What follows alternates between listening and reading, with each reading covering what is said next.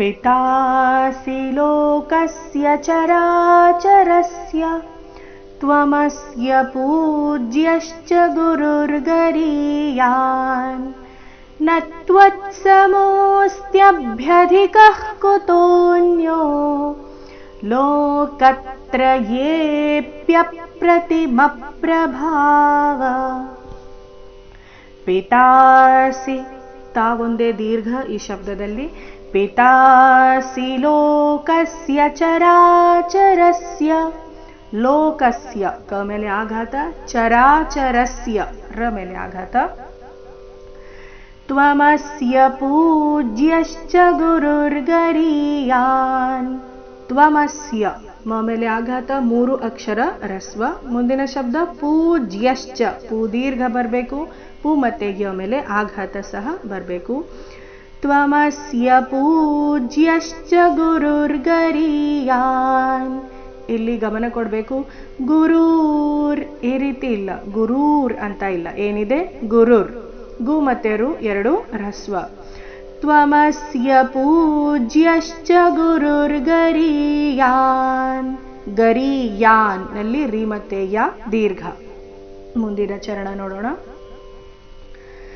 ನ ತ್ವತ್ಸಮೋऽಸ್ತ್ಯಭ್ಯಧಿಕಃ ಕುತೋऽನ್ಯೋ, ನ ತ್ವತ್ ನ ಮೇಲೆ ಆಘಾತ, ಮುಂದೆ ತ್ವ ಇದ್ದ ಕಾರಣ ನ ತ್ವತ್, ನ ತ್ವ ಆದ ನಂತರ ಅರ್ಧ ತಕಾರ, ನ ತ್ವತ್ ಸಮೋಸ್ತ್ಯಬ್, ಸಮೋಸ್ತ್ಯಬ್, ಸಮೋ ಆದ ನಂತರ ಅರ್ಧಸ ಅರ್ಧತ ಪೂರ್ತಿ ಯ ಇದೆ, ಸಮೋಸ್ತ್ಯ, ಸಮೋಸ್ತ್ಯ.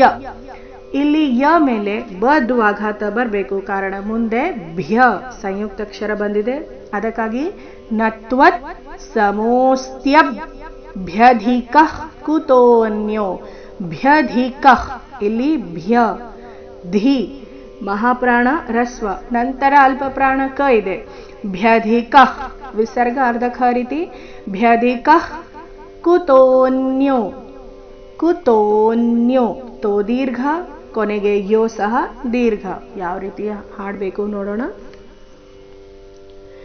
ನ ತ್ವತ್ಸಮೋऽಸ್ತ್ಯಭ್ಯಧಿಕಃ ಕುತೋನ್ಯೋ, ನ ತ್ವತ್ಸಮೋऽಸ್ತ್ಯಭ್ಯಧಿಕಃ ಕುತೋನ್ಯೋ ಲೋಕತ್ರಯೇಪ್ಯಪ್ರತಿಮಪ್ರಭಾವ, ಲೋಕತ್ರಯೇಪ್ಯ, ಲೋಕತ್ರಯೇಪ್ಯ ಮುಂದೆ ಪ್ಯ ಮೇಲೆ ಪದ್ದು ಆಘಾತ, ಪ್ಯ ಪ್ರತಿಮಪ್ರಭಾವ, ಪ್ರತಿಮಪ್ರ ಮ ಮೇಲೆ ಆಘಾತ, ಪ್ರತಿಮಪ್ರಭಾವ ಭಾ ಮಹಾಪ್ರಾಣ ದೀರ್ಘ, ಕೊನೆಗೆ ವ ರಸ್ವ.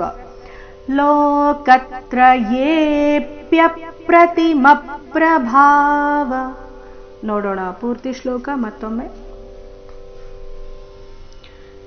ಪಿತಾಸಿ ಲೋಕಸ್ಯ ಚರಾಚರಸ್ಯ ತ್ವಮಸ್ಯ ಪೂಜ್ಯಶ್ಚ ಗುರುರ್ಗರೀಯಾನ್